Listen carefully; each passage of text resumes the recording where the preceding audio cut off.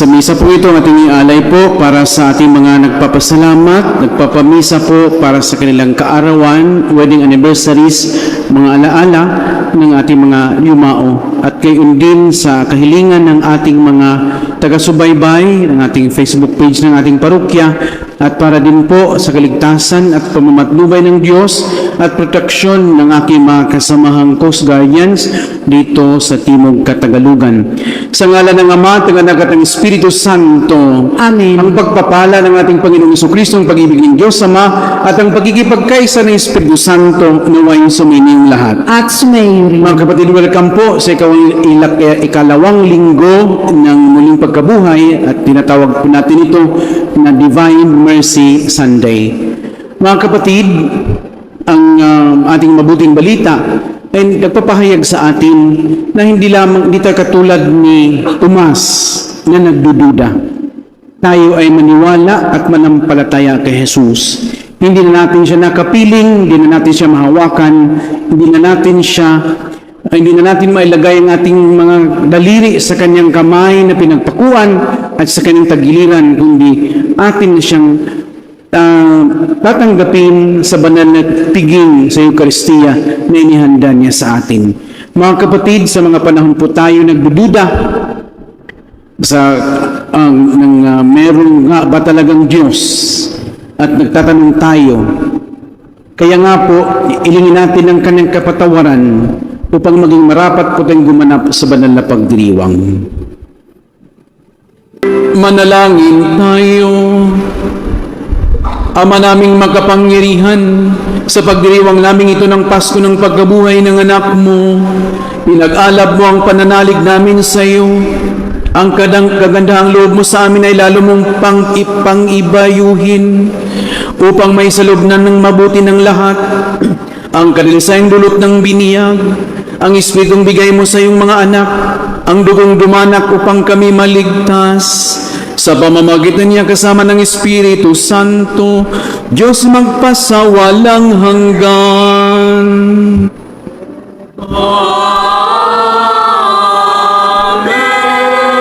Magsupo ang lahat.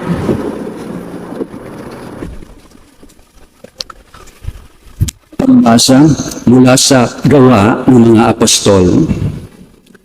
Nagkaisa ang damdamit isipan ng lahat ng sumasampalataya at di itinuring naman na sarili niya ang kanyang mga ari-arian, kundi para sa lahat. Ang mga apostol ay patuloy na gumagawa ng kababalaghan at nagpapatotoo sa muling pagkabuhay ng Panginoong Hesus. At ibinuhos ng Diyos ang kanyang pagpapala sa kanilang lahat. Walang nagdarahop sa kanila sapagkat ipinagbibili nila ang kanilang lupa o bahay at ang pinagbilhan ay ibinibigay sa mga apostol. Ipinamamahagi naman ito ayon sa pangangailangan ng bawat isa. Ang salita ng Diyos. Salamat sa Diyos. Ang salmo ay aawitin. Pagbasa mula sa unang sulat ni Apostol San Juan. Minamahal kong mga kapatid, inaaring mga anak ng Diyos ang sumasampalatayang si Jesus ang Mesiyas, at sinumang umiibig sa Ama ay umiibig din sa mga anak. Ito ang palatandaang iniibig natin ang mga anak ng Diyos. Kapag iniibig natin ang Diyos at tinutupad ang kanyang mga utos, sapagkat ang tunay na umiibig sa Diyos ay yaong tumutupad sa kanyang mga utos. At kundi naman mahirap sundin ang kanyang mga utos, sapagkat napagtatagumpayan ng bawat anak ng Diyos ang sanlibutan, at nagtatagumpay tayo sa pamamagitan ng pananampalataya. Sino ang makapagtatagumpay laban sa sanlibutan? Ang sumasampalatayang si Jesus ang anak ng Diyos. Si Jesucristo ang naparito sa sanlibutan, bininyagan sa tubig at nagbubo ng kanyang dugo sa kanyang kamatayan. hindi lamang bininyagan sa tubig, kundi nagbubo pa ng kanyang dugo. Ang Espiritu ang nagpapatotoo tungkol dito, sapagkat ang Espiritu ay katotohanan. Ang salita ng Diyos. Salamat sa Diyos Sumainyo ang Panginoon. at sumayo rin. Ang mabuting balita ng Panginoon ayon kay San Juan. Papuri sa iyo, Panginoon.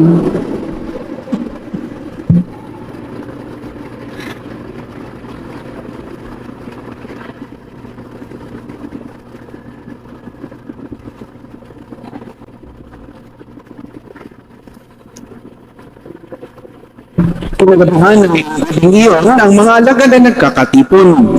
Nakapingid ang mga pinto ng bahay na kanilang pinagtitipunin dahil sa takot nila sa mga Hudyo. Dumating si Jesus at tumayo sa gitna nila. Sumainyo ang kapayapaan, sabi niya. Pagkasabi nito, pinakita niya ang kanyang mga kamay at ang kanyang tagilingan. Tuwang-tuwa ang mga alagad nang makita ang Panginoon. Sinabi na naman ni Jesus, sumainyo ang kapayapaan. Kung paanong sinugo ako ng Ama, gayon din naman sinusugo ko kayo. Pagkatapos sila'y hiningahan niya at sinabi, tanggapin niyo ang Espiritu Santo, ang patawarin niyo sa sa kanilang mga kasalanan ay pinatawad na nga. Ang hindi niyo patawarin ay hindi nga pinatawad. Ngunit si Tomas na tinaguri ang kambal, isa sa 12, ay wala roon nang dumating si Jesus. Kaya sinabi sa kanina ng ibang alagad, nakita namin ang Panginoon. Sumagot si Tomas, hindi ako maniniwala hanggat di ko nakikita ang butas ng mga pako sa kanyang mga kamay at naisusuot dito ang aking daliri at hanggat hindi ko na ipapasok ang aking kamay sa kanyang tagiliran. Makalipas ang 8 araw, muling nagkatipon sa loob ng bahay ang mga alagad. Kasama nila si Tomas, nakapinid ang mga pinto, ngunit pumasok si Jesus at tumayo sa gitna nila. Sinabi niya, sumainyo ang kapayapaan. Saka sinabi kay Tomas, tingnan mo ang aking mga kamay at ilapit dito ang iyong daliri. Ipasok mo ang iyong kamay sa aking tagiliran. Huwag ka nang mag-alinlangan. Maniwala ka na. Sumagot si Tomas, Panginoon ko at Diyos ko. Sinabi sa kanya ni Jesus, naniniwala ka ba? Sapagkat nakita mo ako, mapapalad ang mga naniniwala kahit hindi nila ako nakita. Marami pang kababalaghang ginawa si Jesus na nasaksihan ng mga alagad, ngunit hindi na natatala sa aklat na ito. Ang mga natala rito ay sinulat upang sumampalatay kayong si Jesus ang Mesiyas, ang anak ng Diyos. At sa gayoy magkaroon ng buhay sa pamamagitan niya. Ang mabuting balita ng Panginoon. Pinupuri ka namin, Panginoong Hesu Kristo. Magsiupo ang lahat. Magandang umaga sa ating lahat, mga kapatid. Happy Sunday po sa ating lahat. Tulutan niyo po, basahin ko lang ang aking pagninilay. Dahil kapag ako ay hindi ko gagawing isusulat, ay strike anywhere. Meron pa po akong marami pang susunod na mga schedule. Kasi kapag meron ka ng nakasulat, mabilis makalanding. Di ba katulad ng eroplano, kung nakasakay ka ng eroplano, kapag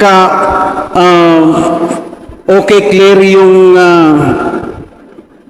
landing nila, mas mabilis. Kung minsan sa homilia, paikot-ikot pa. Ang tagal makalanding, kaya basahin ko na lang, ha? May mga Katoliko na kapatid natin na sinasabi nila, mabigyan lang ng dahilan ang hindi nila pagsimba sa araw ng linggo. Kahit hindi ako magsisimba tuwing araw ng linggo, ay hindi naman ako nakakalimot sa Diyos. Nagdarasal naman ako sa aking bahay mag-isa. Maintindihan naman siguro ako ni Lord kung hindi ako magsisimba kasi nagtatrabaho naman po ako para sa aking pamilya. Bakit ako magsisimba?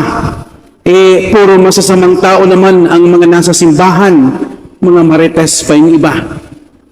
Nagkakasala pa yung aking mga mata dahil ang suot ng iba ay kinulang nga ng tela. Nagsusuot din kasi siguro ng spaghetti o kaya ng mga hindi kaaya-ayang damit para sa simbahan.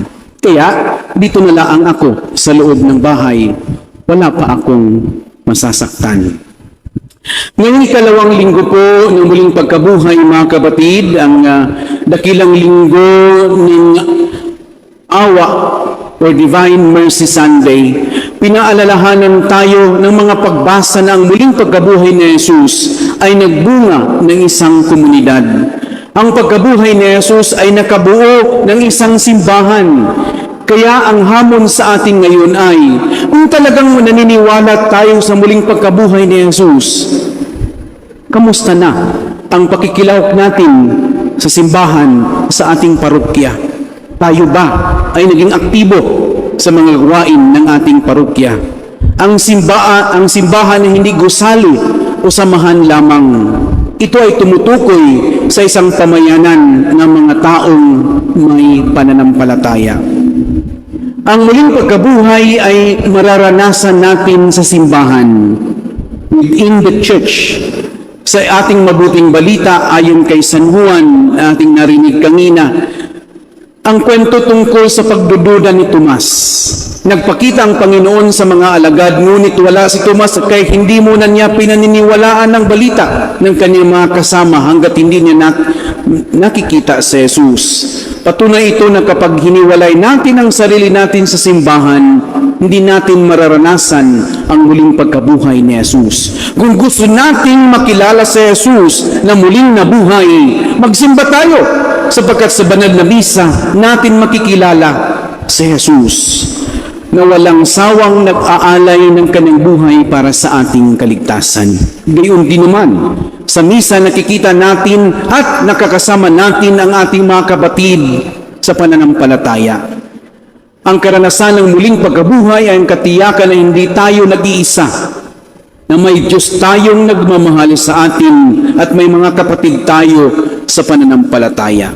Pangalawang bagay, ang muling pagkabuhay ay may isa sa buhay natin sa simbahan. Hindi lamang sa loob ng simbahan, but we have to live within the church.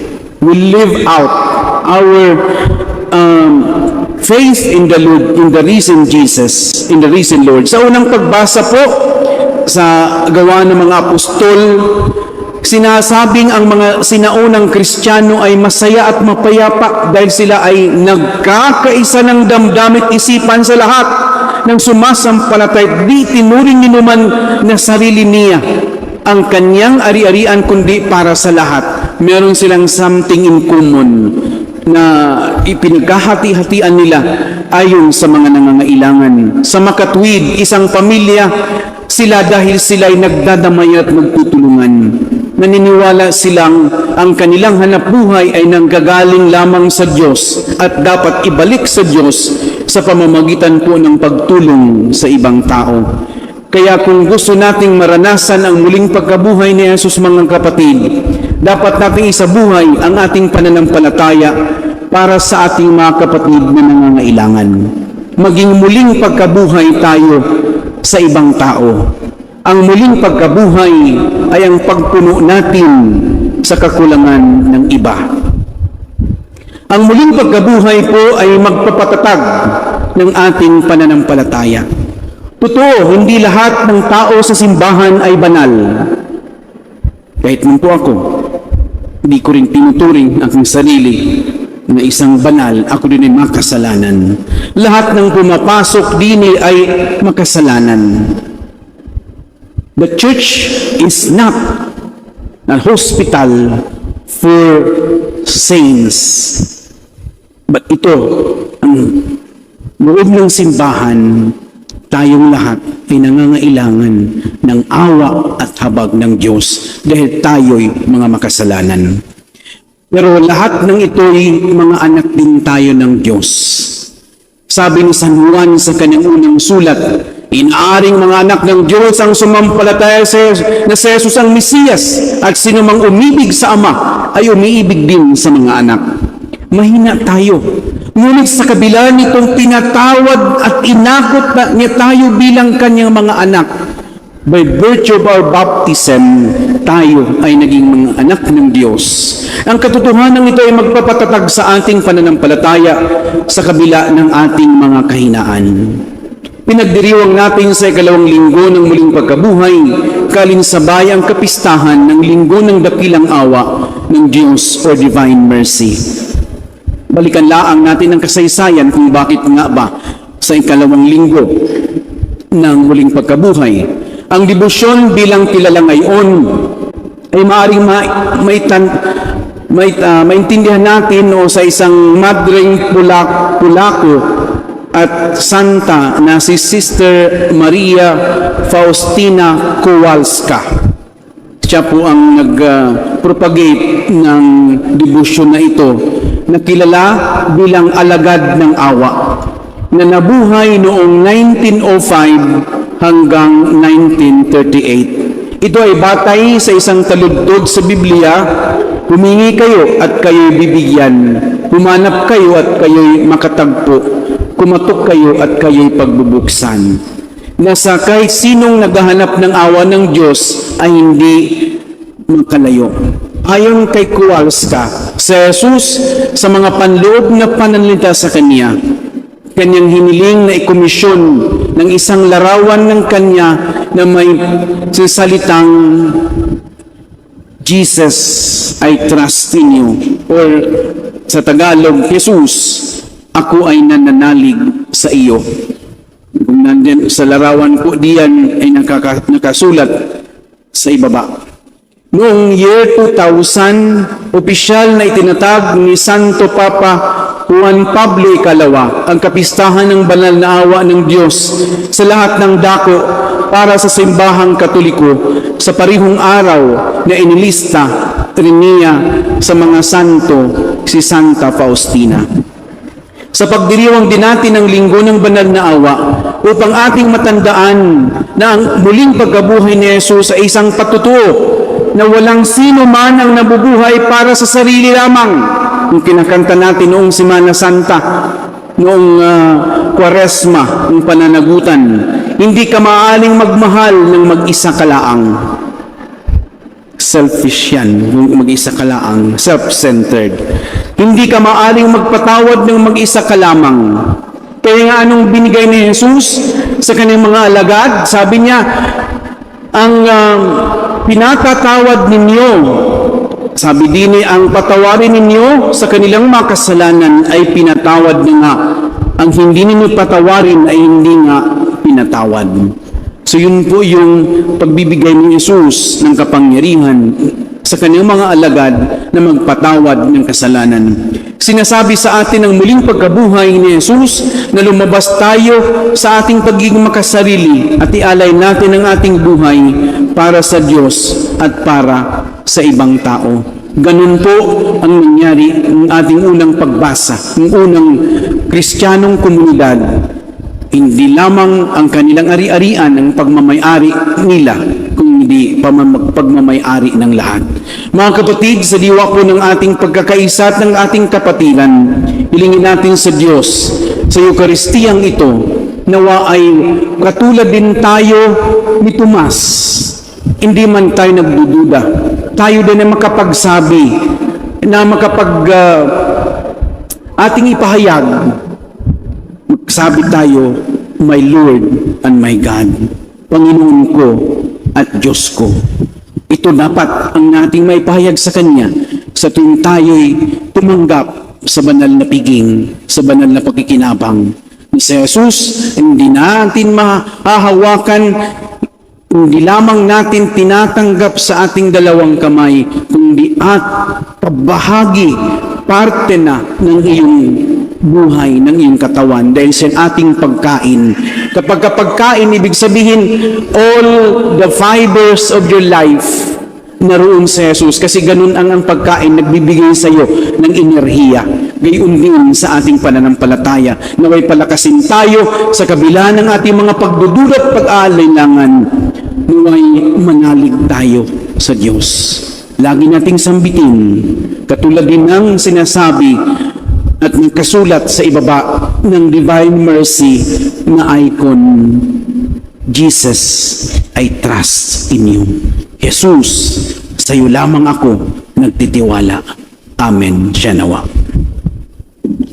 Tumayo po tayo at ipahayag ngayon ang ating pananampalataya. Sumasampalataya ako sa Diyos amang makapangyarihan sa lahat, may gawa ng langit at lupa.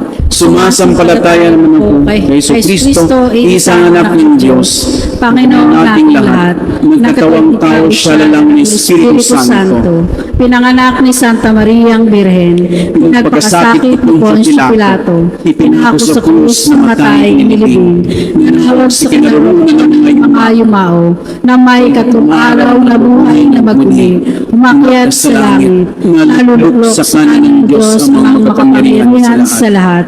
Doon magmumulang paririto at hukom sa nangabubuhay ng mga matay na tao.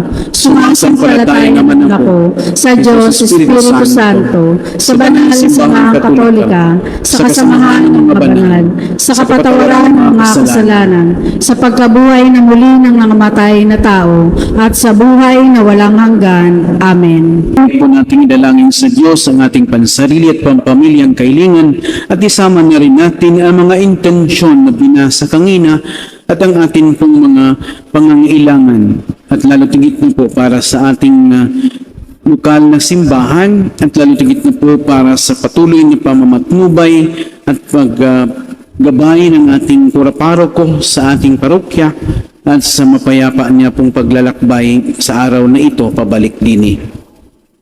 Diyos aming Ama, palalimin mo po ang aming pagtitiwala sa awa at habag ni Kristong nabubuhay at naghaharing kasama mo ng Espiritu Santo, Diyos magpasawalang hanggan. Amen. Panalangin kayo mga kapatid, bang ang ating paghahain at mga handog ay kalugdan ng Diyos amang makapangyarihan. Tanggapin nawa ng Panginoon itong paghain sa iyong mga kamay, sa kapurihan niya at karangalan sa ating kapakinabangan at sa buong sambayanan niyang banal. Ama namin lumikha, tunghayin mo po ang mga alay ng iyong sambayanan upang ang iyong binigyan ng bagong buhay sa pagsasampalataya sa ngalan at pagkadalisay noong sila'y biniyagan ay makapakinabang sa ligayang walang katapusan sa pamamagitan ng Jesucristo kasama ng Espiritu Santo magpasawalang hanggan. Amen. Sumainyo ang Panginoon At sumayo rin. ita sa Diyos ang inyong puso at diwa. Itinaas na namin sa Panginoon. Pasalamatan natin ang Panginoong ating Diyos. Marapat na siya ay pasalamatan. Ama naming makapangyarihan, tunay ngang marapat na ikaw aming pasalamatan. Ngayong aming pinagbiriwang ang paghahain ng Mesiyas, ang maamong tupa na dumubos sa aming lahat. Ang iyong anak na minamahal na naghain ng sarili niyang buhay. Siya ang tupang maamong umako sa kaparusahan upang mapatawad ang kasalanan ng sanlibutan. Sa pagkamatay niya sa banal na krus, ang kamatay namin ay kanyang nilupig. Sa pagkabuhay niya bilang manunubos, pag-asa at pagkabuhay ay aming nakamit. Kaya kaysa ng mga anghel na nagsasawit ng papuri sa iyo nang walang humpay sa kalahangitan, kami nagbubunyi sa iyong kadakilaan.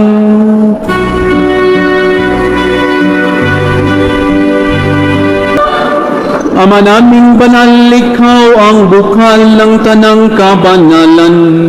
Kaya't sa pamamagitan ng iyong Espiritu gawin mong banal ang kaloob na ito upang para sa amin maging katawan at dugo ng aming Panginoong Jesucristo. Bago na pinagtiisang kusang loob na magiging handog, hinawakan niya ang tinapay, pinasalamatan kaniya, pinaghati-hati na yun, iniabot sa kanyang mga alagad, na ang sabi, tatanggapin ninyong lahat ito at kanin. Ito ang aking katawan na ihahandog para sa inyo.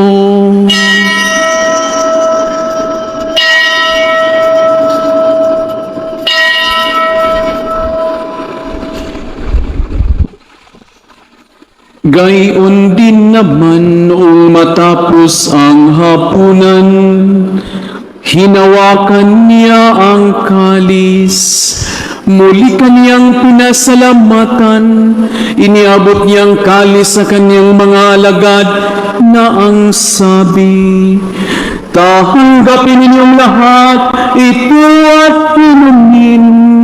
Ito ang kalis ng aking dugo, ng bago at walang hanggahang tipan, ang aking dugo na ibubuhos para sa inyo at para sa lahat, sa ikapagpapatawad ng mga kasalanan.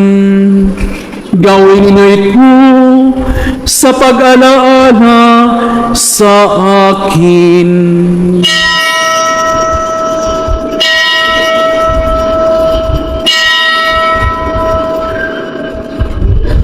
Mga kapatid, narito ang ating Panginoong Jesucristo, ang Kordero ng Diyos na nag-aalis sa mga kasalanan ng sanlibutan. Siyang ipinahayag ni Tomas sa kabila ng kanyang pagdududa at sinabi ni kay Jesus, Panginoon ko at Diyos ko. Mapalad tayo ngayon na siya ating tanggapin sa banal na piging. Panginoon, hindi ako karapat-dapat na magpatuloy sa iyo. Ngunit sa isang salita mo lamang ay gagaling na ako. Ama naming mapagmahal, ipagkaloob ang aming pakikinabang sa banal na piging ng Pasko ng pagkabuhay, ay patuloy na umira sa aming kalooban sa pamamagitan ni Jesucristo kasama ng Espiritu Santo, Diyos magpasawalang hanggan.